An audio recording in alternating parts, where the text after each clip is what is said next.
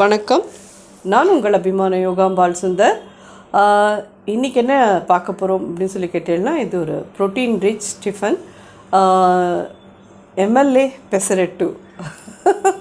பேரே ரொம்ப டிஃப்ரெண்ட்டாக இருக்குல்ல. MLA பெசரட்டு. பெசரட் தோசைக்குள்ளே ரவா உப்மாவை ஸ்டஃபிங் பண்ணி வச்சா அது MLA பெசரட்டு. ஸோ அந்த MLA பெசரட் தோசை எப்படி பண்ணுறதுன்னு சொல்லி பார்க்கலாம்.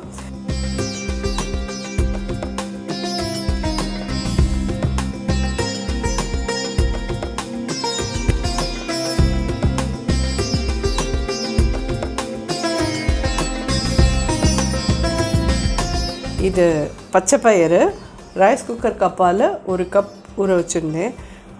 நியர்லி ஒரு 8 hours ஊறிருக்கு. இது இப்போ அரைச்சிக்கலாம். இந்த ரைஸ் குக்கர் கப் இதுக்கு வந்துட்டு நான் 2 பச்சை மிளகா போடுறேன். 1 inch துண்டத்துக்கு இஞ்சி, 2 வரமிளகா. ஸோ இது போட்டாச்சு. தண்ணி விட்டு நல்லா அரைச்சி எடுத்துகிட்டு வந்துடலாம். தண்ணி வந்து ஒரு 1/2 கப் கிட்டே விட்டுருக்கேன். அரைச்சதுக்கப்புறமா தேவைன்னா இன்னும் கொஞ்சம் விட்டுக்கோங்க. நல்லா நைஸாக அரைச்சிடலாம். அரைச்சி எடுத்துகிட்டு வந்துட்டு பார்க்கலாம். இந்த பச்சைப்பயிரை வந்து நல்லா வெண்ணெய் மாதிரி அரைச்சி எடுத்துன்னு வந்தாச்சு.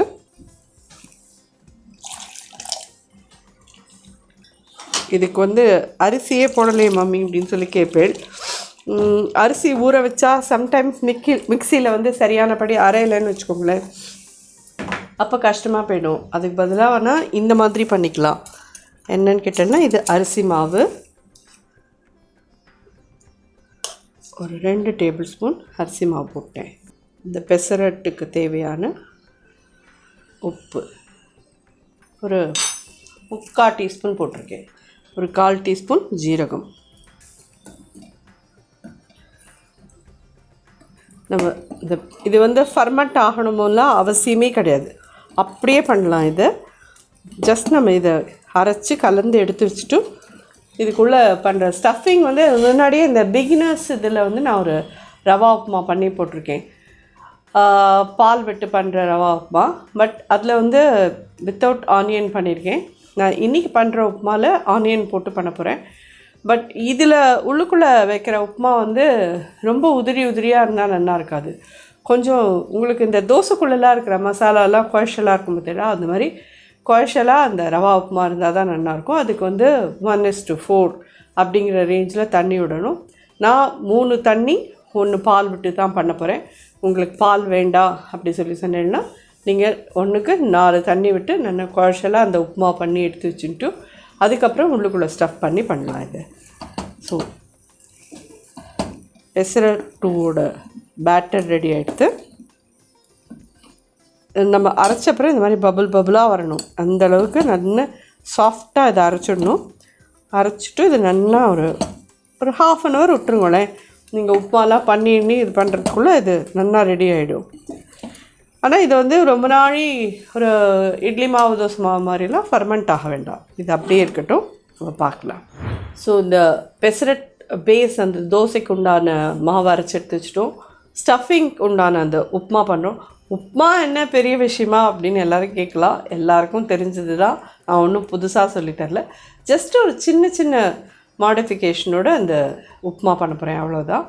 எல்லாருக்கும் நிச்சயமாக பிடிக்கும். ட்ரை பண்ணி பார்த்துட்டு சொல்லுங்க. ஸோ இதில் வந்து ஒரு 3 ஸ்பூன் எண்ணெய் விட்டுருக்கேன். ஒரு 1/2 டீஸ்பூன் கடுகு போடுறேன். கடுகு வெடிக்கிறது. ஒரு 2 டீஸ்பூன் கடலைப்பருப்பு, ஒரு 2 டீஸ்பூன் உளுத்தம்பருப்பு. முந்திரி பருப்பு உங்களுக்கு எவ்வளோ தேவையோ அது ஆப்ஷனல். அது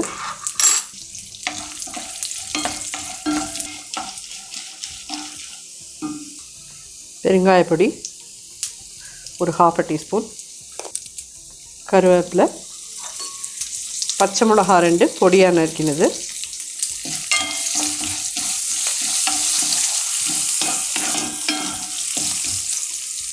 ஜஸ்ட் ஒரு 1/4 டீஸ்பூன் ஜீரகம்.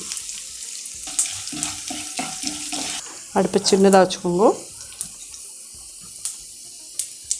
ஒரு கப். அதாவது இது ரைஸ் குக்கர் கப்பால் 1 கப் ரவா. இது ஸோ இந்த எண்ணெயிலே இது நல்லா வறுபட்டாச்சு. இப்போ இதை எடுத்துக்கலாம். அடுப்பை அடைச்சிட்டு இதை ஒரு தட்டில் எடுத்துன்னு விட்றேன். ஒரு சின்ன டீஸ்பூன் எண்ணெய் விட்டுருக்கேன். ஒரே ஒரு வெங்காயம் பொடி பொடியாக நறுக்கிறது.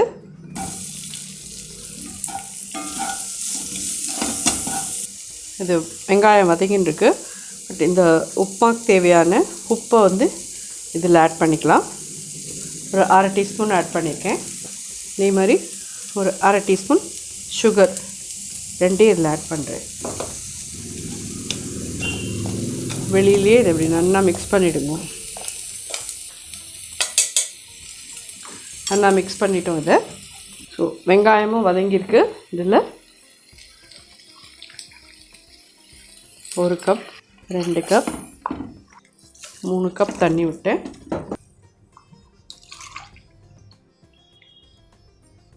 ஒரு கப் பால் விடுறேன். இது நல்லா கொதிக்கட்டும். அதுக்கப்புறமா பார்க்கலாம். பார்த்தீங்களா, இது நல்லா கொதிக்க ஆரம்பிச்சுடுத்து. வழக்கம் போல் நம்ம ரவையை போடுறதுக்கே அடுப்பை சின்னதாக வச்சுட்டு கிளறினோன்னா சரியாக வரும். அடுப்பு பெருசாக இருக்கிறதே அப்படியே ரவை போட்டேன்னா ரவுண்ட் ரவுண்டாக அது உண்டை கட்டிக்கும். அதனால் நம்ம இப்போது அடுப்பை சின்னது பண்ணுறோம். சின்னது பண்ணிவிட்டு இந்த ரவையை போடலாம்.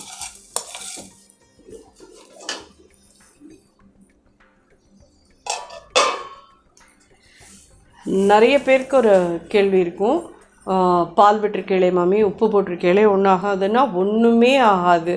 புலாவ் பண்ணிருக்கிறதே கூட எல்லோரும் கேட்டேன், புலாவில் பாலும் போட்டு உப்பு போட்டிருக்கேளே மாமி, தெரிஞ்சு போகாது. ஆகவே ஆகாது.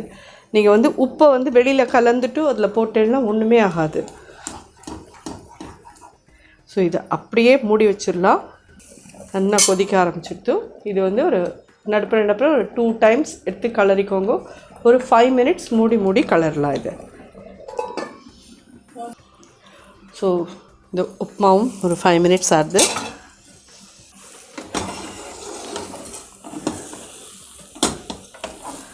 ஒட்டாமல் ரெடி ஆகிடுத்து பாருங்க. பட் இது இந்த அளவுக்கு கோஷலாக இருந்தால் தான் அது ஸ்டஃபிங்குள்ளே இருக்கிறதே நல்லாயிருக்கும். இல்லைன்னா ரொம்ப உதிரியாக இருந்ததுன்னா இப்படி நல்லாவே இருக்காது. உதிர்ந்து உப்புமா கொட்டும்.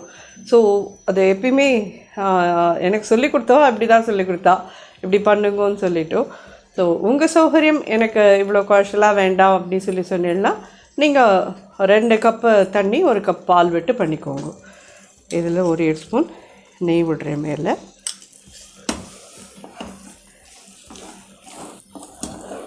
ஸோ ஜோராக ரெடி ஆகிடுது. ஒட்டாமல் சுருட்டின்னு வந்துடுது பாருங்க. ஸோ இதை இறக்கி வச்சுக்கலாம். கொஞ்சம் ஆறட்டும். நம்ம வந்து பெசரட் பண்ண ஆரம்பிக்கலாம். கன்சிஸ்டன்சி பார்த்தீங்கன்னா தோசை மாவு பதத்துக்கு இருக்குது.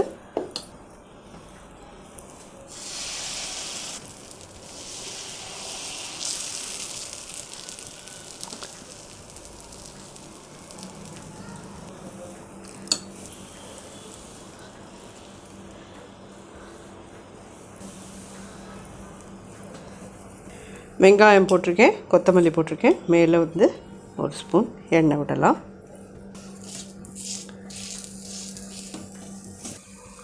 ஸோ ரொம்ப ஹெல்த்தியான ஒரு tiffin. At the same time நல்ல ஒரு ஃபில்லிங்காக இருக்கும். ஒரு சண்டே மார்னிங்கில் இது பண்ணி சாப்பிட்டேன்னா, ப்ரன்ச்சாக சாப்பிட்டேன்னா லஞ்சே வேண்டாம் அப்படி இருக்கும். ஸோ உங்கள் சௌகரியம், நீங்கள் மார்னிங் பண்ணிக்கிறேன்னாலும் சௌகரியம், இல்லை ஈவினிங் நைட்டு டின்னருக்கு நீங்கள் பண்ணினாலும் இது 2 சாப்பிட்டு இது பண்ணனாலே பெரிய விஷயம். வயிறு அவ்வளோ ஃபில்லிங்காக ஆகிடும். அது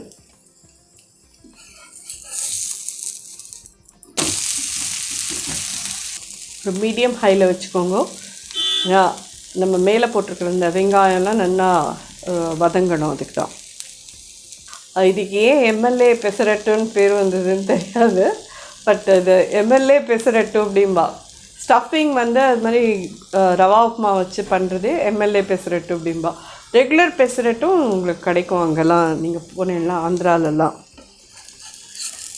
பட் அது மாதிரி உப்புமா வேண்டாங்கிறவா ரெகுலராக பெசரட் தோசையாக பார்த்துக்கோங்க. ஏன்னா எனக்குன்னா உப்புமா பிடிக்கும். நிறைய பேருக்கு உப்புமானாலே ஓடுறவா இருக்கா இல்லையா? உப்மானா தலை தெறிக்க ஓடுவா நிறைய பேர். இங்கே எங்காத்துலேயே இந்த மாதிரி கிராக்கி 2 இருக்குது. என் பொண்ணுக்கெல்லாம் உப்மா ரவா உப்மா சொன்னா அவ்வளோதான், நான் வேறு ஏதாவது சாப்பிட்டுக்கிறேன் பாட்டுடுவோம். பார்த்தீங்களா உங்களுக்கு இன்னும் இது ரோஸ்ட் ஆகிருக்கிறது தெரியுது பாருங்க. எனக்கெல்லாம் பிடிக்காதுங்கிறதே கிடையாதுப்பா. உனக்கு எதுதான் பிடிக்காது, சாப்பாடுன்னு பேப்பரில் எழுதி கொடுத்தாலே பிடிக்குங்கிறலாம் ரொம்ப நியாயம். ஆனால் நிஜமாலுமே யாருக்கு சாப்பிட பிடிக்குமோ அவளுக்கு தான் சமைக்கவும் பிடிக்கும். அது மட்டும் நிச்சயம், அது மனசில் வச்சுக்கோங்க.